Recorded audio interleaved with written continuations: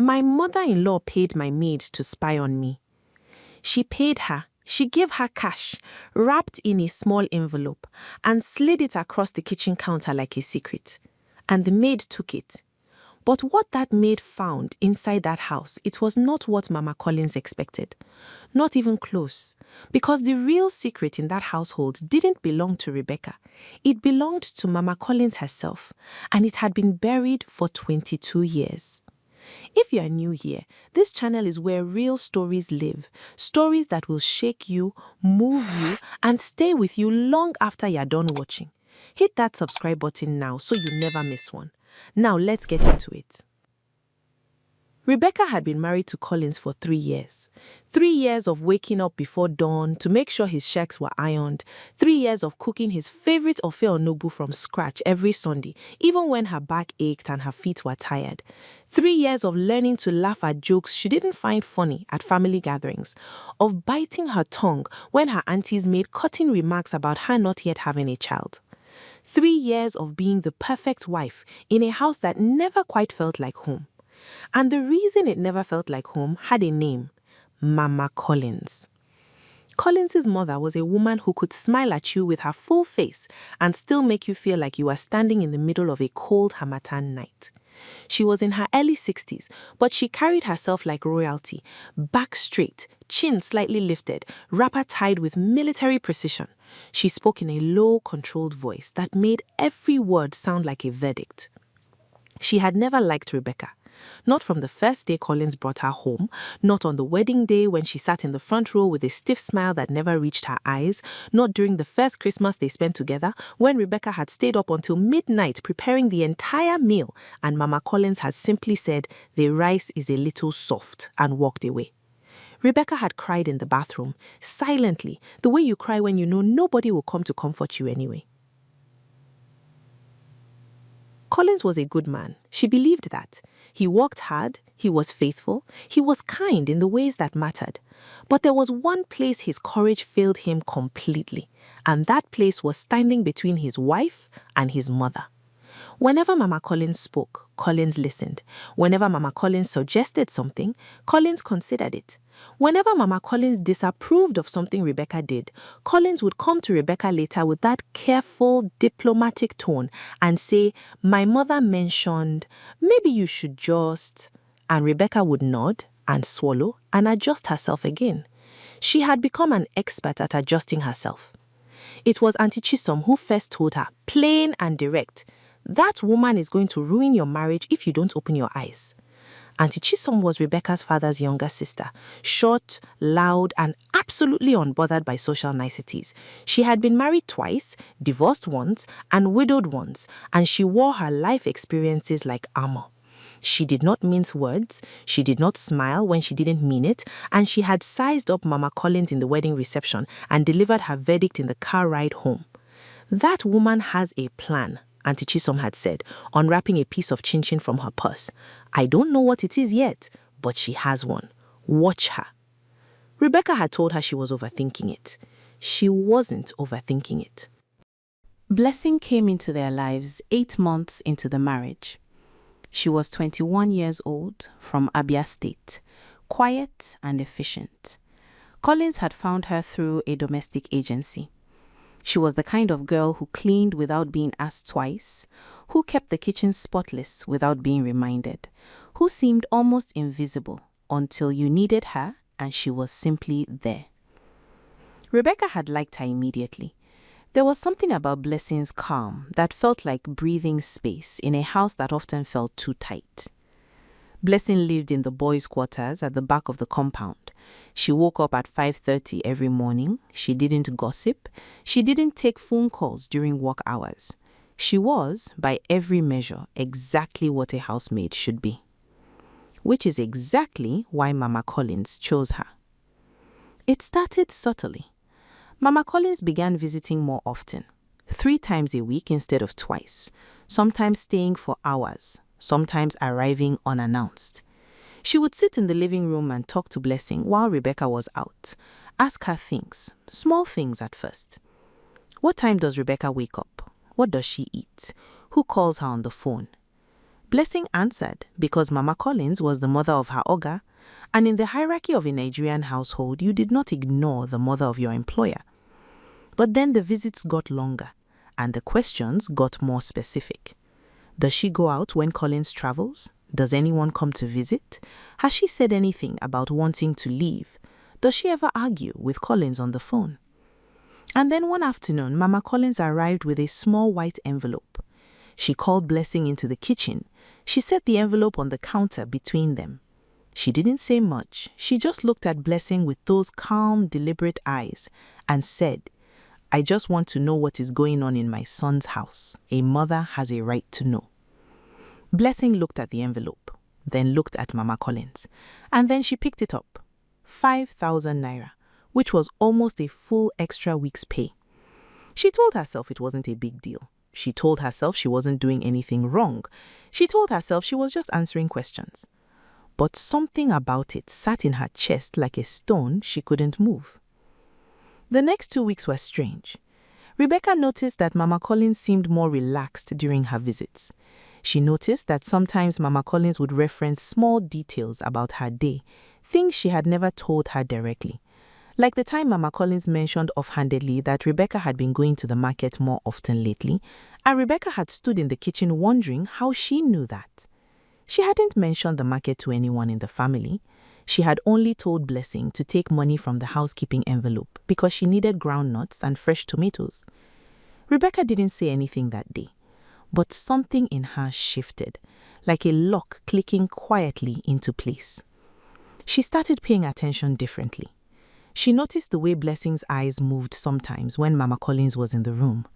Not with hostility, not with guilt exactly, with something more complicated, a kind of trapped awareness, the way a person looks when they know something they wish they didn't know. Rebecca didn't confront her, not yet. She was a woman who believed in patience, in watching, in gathering the full picture before she moved. Instead, she started talking to Blessing more, not interrogating, just talking, in the kitchen in the mornings while Blessing was preparing breakfast, about small things, life things. Blessing's mother back home in Abia State, whether she had siblings, whether she had dreams beyond domestic work.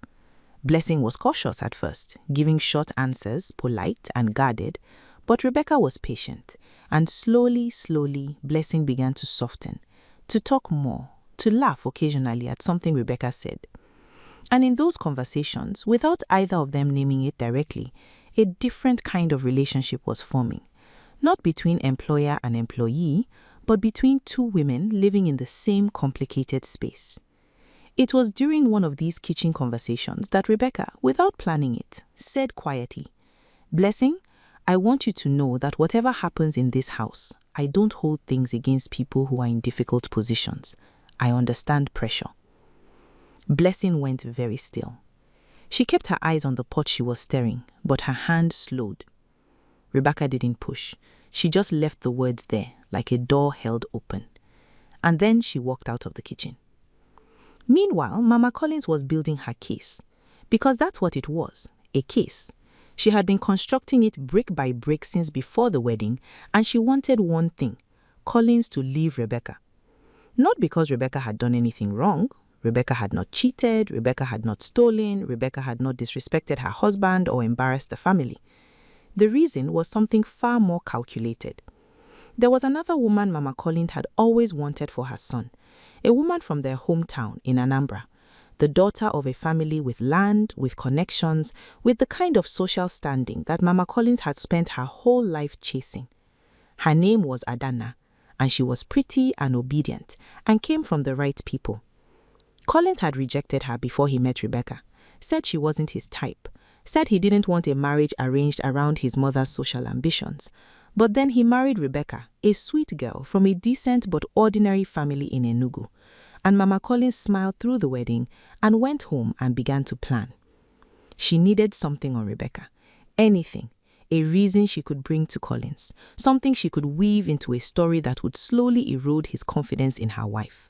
She needed to be able to say, "I always told you something was wrong, and here is the proof."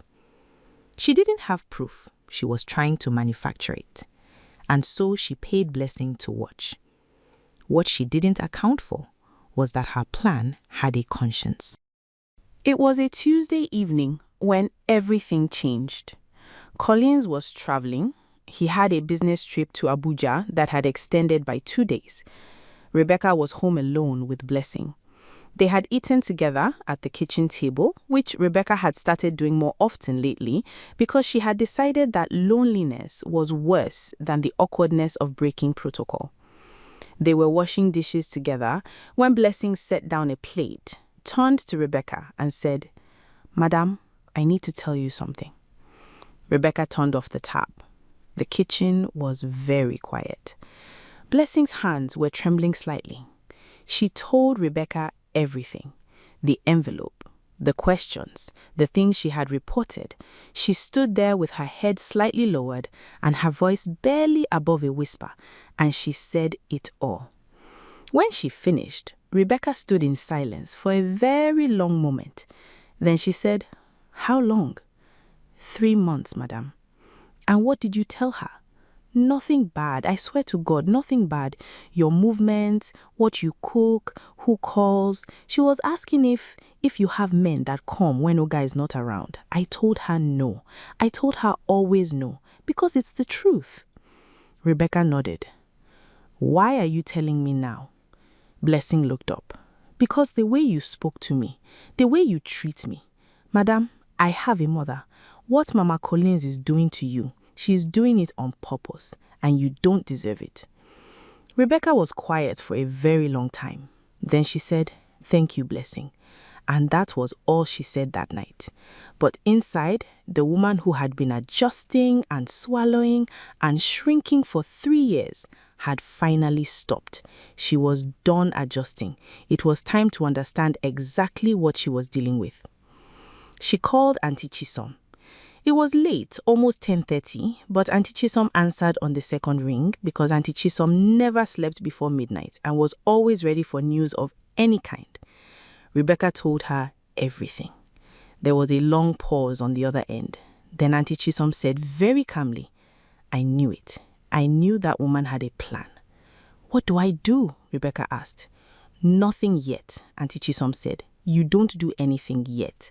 We need to understand why first. Because people like Mama Collins don't just do things for small reasons. There's something bigger here. I want to make some calls." "What calls?" "I know people from that family's town. Old women talk to old women. Let me make some calls." Rebecca didn't ask more questions. She trusted Auntie Chisom the way you trust someone who has never been wrong about people. She hung up and sat in the dark living room for a while, not thinking about revenge or confrontation, just sitting with the truth of what was happening, the grief of it. Because in spite of everything, she loved Collins. She had built her life around this marriage, and knowing that the woman who had most access to her husband had been actively working to destroy her, it didn't make her angry. It made her incredibly, bone-achingly sad. If you're still watching and you haven't subscribed yet, please do it now, because what I'm about to tell you next is the part that changes everything and you will not see it coming. Auntie Chisom called back 3 days later. Her voice was different, quieter. The sharpness was still there, but underneath it was something else, something almost like awe. "Rebecca," she said, "sit down." "I'm already sitting." "Good. Because what I'm about to tell you is going to rearrange everything you think you know about this situation." She had called an old friend, a woman named Mama Ezine, who had grown up in the same compound as Mama Collins in Newi. They had been girlhood friends, separated by life and marriage and distance, but they still talked. And Mama Ezine, once she started talking, had a great deal to say. Mama Collins had a secret. Not a small secret, not the kind of secret that embarrasses you mildly and then fades. The kind of secret that, if it came out, would rewrite the story of her entire life. 22 years ago, before Collins was born, Mama Collins had been engaged to a man. Not Collins' father, another man entirely, a man named Elo Choko. He was educated, handsome, from a wealthy Anambra family. She was madly in love with him. Everyone in the compound knew it. They were going to be married. But Elochoko's family had rejected her, said she was not good enough for their son, said her family was too ordinary, her lineage too undistinguished. They had broken the engagement, and within 6 months, Elochoko had married someone else, a woman from a connected family, a woman who brought the right social standing. Mama Collins had been devastated, and she had never, in 22 years, stopped being furious about it. She married Collins' father, a decent but unremarkable man, partly out of spite, partly out of necessity. She had worked and clawed and rebuilt herself into the formidable woman she became. But the wound was always there, the humiliation of being told she was not good enough. And when Collins, her son, her pride, her second chance at the life she had wanted, chose Rebecca, a girl from a decent but ordinary family in Enugu, over Adana, the daughter of connections and land and standing, something in Mama Collins had cracked open. Because Rebecca reminded her too much of what she herself had been, and Adana represented everything she had been denied. She wasn't trying to protect her son. She was trying to rewrite her own story through him. She wanted Collins to have what Elochoko chose over her, the prestige, the standing, the marriage that announced arrival. She was living through her son, and she was willing to destroy an innocent woman to do it. When Mama Chisom finished, the line was silent. Then Rebecca said, very softly, "She's me." What? 22 years ago, she was me. She was exactly me, a woman someone didn't think was good enough. And instead of protecting other women from that pain, she became the person who inflicts it. Mama Chisom was quiet. "That's the saddest thing I've ever heard," she finally said. Yes, Rebecca agreed. It is. But sad didn't mean she was going to do nothing, because there was still the question of Collins and what Mama Collins had been building and how far she was willing to go. And they were about to find out exactly how far, because Auntie Chisom had learnt one more thing. Mama Collins had already spoken to Pastor Godwin. Pastor Godwin was not an ordinary pastor. He was the family's long-standing spiritual leader, a man in his late 50s who had been at their wedding, who Collins consulted on major decisions, who Mama Collins had known for 30 years. He was respected, trusted, and had an authority in the family that went beyond religion. He was also, Auntie Chisom had learnt, being used. Mama Collins had gone to him privately, had told him things about Rebecca. Not entirely lies, but not the truth either. Half-truths shaped and shaded to paint a picture. She had suggested that Rebecca was unhappy in the marriage, that she had been seen being too friendly with unnamed men, that she was using medicine, the insinuation being juju, to hold Collins to her against her mother's wishes. That last accusation was particularly dangerous in the context of a traditional family that still held those beliefs close. She had asked Pastor Godwin to speak to Collins, to pray over the marriage, to plant the seed of doubt that she hadn't been able to plant through Blessing's reports. And Pastor Godwin, who trusted Mama Collins because of their long history, had agreed. He was scheduled to visit Collins the following weekend. Rebecca had less than 7 days. She sat with this information for a full day before she decided what to do. She didn't tell Collins yet. She needed to understand one thing first. Was Pastor Godwin acting in bad faith, or had he simply been deceived? Because if he had been deceived, then he was not an enemy, he was a resource. She called him. She introduced herself, was courteous and warm, and asked if she could come see him, alone, before his scheduled visit with Collins. He agreed, a little surprised but unable to refuse. She sat across from him in his small office at the church, with its wooden cross on the wall and its smell of old books, and she told him everything, calmly, with evidence. She showed him the phone records, Mama Collins's calls to Blessing. She told him about the envelope. She told him about the conversation in the kitchen. She told him about Adana and what Auntie Chisom had uncovered. And then she told him about Elokochoko, about the woman Mama Collins had been, about the wound that had never healed, about how the hatred directed at Rebecca was not really about Rebecca at all. Pastor Godwin listened without interrupting. When she finished, he sat back in his chair and was silent for a very long time. Then he said, "She told me you were using medicine on her son." "I know," Rebecca said. "Are you?" Rebecca looked at him steadily. "The only thing I have ever done to keep my husband is love him well and be faithful. That is all I have. I am not using anything else." Another long silence. Then Pastor Godwin removed his glasses and rubbed his face with both hands. He looked suddenly very tired. He said, "I have known that woman for 30 years, and I have watched her carry something heavy all that time. I didn't know what it was." He looked at Rebecca. "You should have been angry when you came in here. Why aren't you angry?" Rebecca thought about it. "Because I understand her. That doesn't mean what she's doing is right. It is very wrong, but I understand where it comes from, and I need your help to end this before it destroys my marriage and her relationship with her son." Pastor Godwin put his glasses back on. "What do you need me to do?" The meeting happened on a Saturday. Collins came home from Abuja on Friday night, tired and travel-worn, and Rebecca had cooked his favorite meal and been gentle and quiet and given him space to rest. She had not told him anything yet. She had wanted him to come home first, to be home before the storm. On Saturday morning, she told him he needed him to stay home, that some people were coming, that it was important.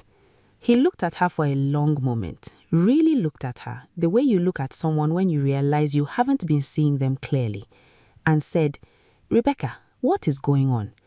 Please just stay. Everything will be clear today." Auntie Chisom arrived first, then Pastor Godwin, and then, because Auntie Chisom had called her, Mama Collins arrived too, expecting a family prayer session, not knowing that the room she was walking into had been arranged around the truth she had been running from for 22 years. When Mama Collins walked in and saw the assembled faces, she stopped in the doorway. Her eyes swept the room. When they landed on Pastor Godwin, something flickered behind them. When they landed on Blessing, who was sitting quietly in the corner, her hands folded, that flicker became alarm. She said, "What is this?" keeping her voice controlled. "Sit down, Mama," Collins said. He didn't know everything yet, but he knew his wife had asked him to trust her, and for the first time in 3 years, he was choosing her first. She sat. Rebecca stood. She did not shout, she did not cry, she did not tremble. She spoke in the same quiet, clear voice she had used in Pastor Godwin's office, and she laid everything out. Blessing confirmed what she had seen and done. Pastor Godwin confirmed what Mama Collins had told him. Auntie Chisom did not speak at all. She simply watched Mama Collins's face. Collins's face, as the pieces fell into place, went through several transformations: confusion, disbelief, the slow, painful dawning of understanding, and then something Rebecca had never seen on his face before when it came to his mother: disappointment. Not anger, not rage, just the deep, quiet collapse of an illusion he had been holding for his entire adult life. Mama Collins did not deny it. That was the thing that surprised everyone in the room. She sat and listened, and when it was over, she didn't deny a single part of it. She straightened her wrapper, set her hands flat on her thighs, and said, "I did what I thought was best for my son." Collins looked at her. "How is lying to a pastor and paying my housemaid to spy on my wife what is best for me? Because she is not the right what?" His voice was very quiet, very even. "Not the right family, not the right background, not the right lineage." He paused. "Where have I heard that before?" The room was absolutely silent. Mama Collins looked at her son. "Mama," he said softly, "Elokuchukwu's family said the same things about you." The sound Mama Collins made was not a word. It was something older and smaller than a word. She seemed to compress, to become smaller in the chair. The woman who walked in with her chin lifted and her wrapper perfectly tied seemed to lose several inches in a single breath. "Who told you?" she started. "It doesn't matter who told me," Collins said. "Is it true?" A long pause, the longest silence in the history of that sitting room. "Yes," she said, barely audible. "Yes, it's true." The story that came out then, slowly, painfully, piece by piece, was the story Auntie Chisom had uncovered, but told in Mama Collins's own voice. A locochoco, the rejection, the wedding she had been forced to watch from a distance, the decades of building herself up to prove to a man who had forgotten her name that she was worth something. And her son, her brilliant, hard-working son, who she had poured everything into, who she had wanted to have the life she had been denied. She had not intended to become the thing that had hurt her. She had not even seen it until the moment Collins held a mirror up. When she finished, she was weeping, quietly and with great dignity, the way a woman weeps who has not cried in public in 20 years and is not quite sure how to do it in front of people. Rebecca watched her. And then she did something that no one in the room, not Collins, not Auntie Chisom, not Pastor Godwin, had expected. She knelt on the floor beside Mama Collins's chair, not as a daughter-in-law performing submission, as a woman reaching across pain. She took Mama Collins's hands in both of hers. "I am not your enemy," she said. "I never was." Mama Collins looked down at her. The tears were running freely now. "What they did to you was wrong," Rebecca continued. "What Elokochukwu's family did was cruel and wrong, and you deserved better than that. But what happened to you was not supposed to happen to me too. It was supposed to stop with you." The room was holding its breath. "It stops here," Rebecca said. "Okay, it stops here."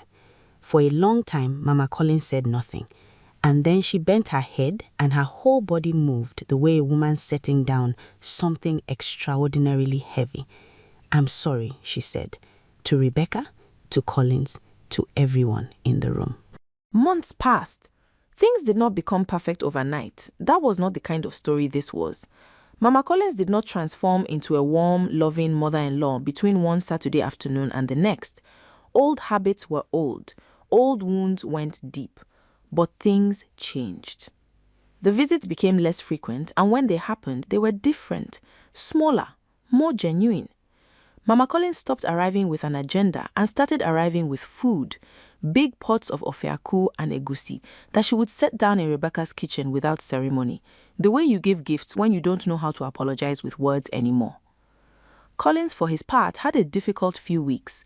The disillusionment of seeing your mother clearly for the first time is not a small thing. He grieved it, privately and quietly, the way men from that part of the world are taught to grieve everything, internally and without complaint. But Rebecca saw it, and she held space for it, even as she was processing her own complicated feelings.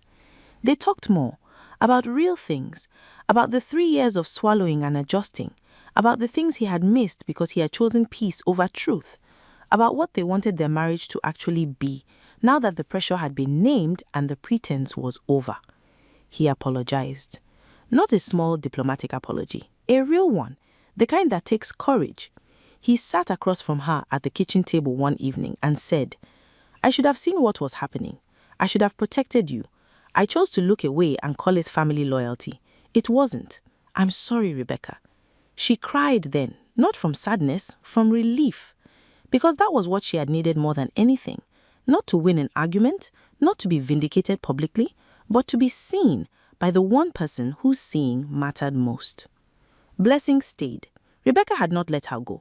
She had sat with Blessing the morning after everything happened and said, "You came to me when it counted. That's what matters." Blessing had wept and promised that she would never, for any amount of money, allow herself to be used that way again. And Rebecca had believed her. Auntie Chisom, naturally, took full credit for all outcomes and accepted congratulations at the next family gathering, with the air of someone who had always known exactly how things would unfold. Pastor Godwin, who felt genuinely terrible about his near role in dismantling a marriage, conducted a private blessing for the household and spent a long afternoon with Mama Collins that nobody else was present for. Whatever was said in that room, Mama Collins walked out of it with red eyes and a lighter step. There is one more thing. About 6 months after the Saturday meeting, Mama Collins came to visit on a quiet Thursday afternoon. Collins was at work. Rebecca was home, grading some papers. She had recently gone back to her old job as a secondary school teacher, something Collins had encouraged and Mama Collins had surprisingly seconded. Mama Collins sat in the living room and Rebecca brought her water and kola nut and they sat for a while in the particular kind of silence that two people share when they have stopped performing for each other. Then Mama Collins reached into her bag and brought out a small photograph. Black and white, worn at the edges, a young woman in a wrapper and blouse standing in front of a mud brick house, squinting slightly against the sun. She was laughing at something off camera, her head slightly thrown back. She placed it on the table between them. Rebecca looked at the photograph for a long time. The young woman was beautiful. She was full of life. She was unguarded in the way you are before the world teaches you to be guarded. "That's me," Mama Collins said. "I was 23, before everything." Rebecca looked at her. "I want you to keep it," Mama Collins said. Her voice was very steady. "So that when you look at me, when I'm difficult or I say the wrong thing, you remember that there was a girl who was like you once, who only wanted to be loved and chosen and thought worthy." She paused. "I forget that about myself sometimes. I need someone to remember it for me." Rebecca picked up the photograph. She looked at the laughing girl in it. She looked at the woman sitting across from her, and she said, "I'll remember." The truth about what happened in that household is this. A woman who was hurt decided to hurt others rather than heal. A young wife who had every reason to be bitter chose understanding instead. A maid who was bought found that her conscience was worth more than 5,000 naira. A husband learned that peace kept at the expense of truth is not peace at all. And a pastor remembered what his calling was actually for. And the secret that unraveled everything, the secret that Mama Collins had paid good money to uncover about Rebecca, turned out to be no secret at all. Rebecca had nothing to hide. She was simply a woman trying to love her husband and build her home. And sometimes that is the most threatening thing in the world to someone who was never allowed to do the same. There is something that this story keeps asking. How many people walking around us are secretly acting out of wounds they've never named? How many people causing pain are themselves the most broken ones in the room? That doesn't excuse what they do. Mama Collins was wrong. What she did was manipulative and cruel, and it could have destroyed something precious. But understanding the root of cruelty is not the same as approving it. And Rebecca's choice to respond with clarity rather than cruelty, to reach for the woman behind the villain, is the part of this story worth carrying with you. Because the easiest thing in the world would have been to burn everything down, to expose Mama Collins publicly, to demand Collins choose sides, to use the information as a weapon the way Mama Collins had tried to use fabricated information against her. Rebecca didn't do that, not because she was weak, because she understood something that took most of us a lifetime to learn. Healing doesn't require you to destroy the person who hurt you. It requires you to refuse to carry what they tried to put on you. She put it down. And in putting it down, she freed not just herself, but Mama Collins too, from 22 years of a war that the other side had long forgotten was even being fought. That photograph sits on a small shelf in Rebecca and Collins' bedroom now. Auntie Chisom came to visit once, saw it, asked about it, and when Rebecca explained, she was quiet for a very long time. Then she said, "That girl deserved better." "Yes," Rebecca said. "So did you." "Yes." They were quiet together for a moment. "You know," Auntie Chisom said at last, "the fact that you can see that, both things at the same time, that is a rare kind of woman." Rebecca smiled. "Or just a tired one." Auntie Chisom laughed the way she always laughed, with her whole body, not caring who heard. And somewhere in the back of the house, Blessing was singing to herself in the kitchen, and the smell of something good was coming through the doorway. And the afternoon light was doing that particular Lagos thing where it turns everything gold just before it disappears. And for the first time in 3 years, the house felt like a home. If this story moved you, if you saw something of yourself in any of these characters or someone you know, then this channel is exactly where you need to be. Every story here is built to make you feel something real. Subscribe if you haven't already and hit the bell so you never miss one. And share this with someone who needs to hear it today. Because somebody out there is sitting in a house that doesn't feel like home, carrying something they were never meant to carry. And maybe this story will help them put it down. Thank you for watching. I'll see you in the next one.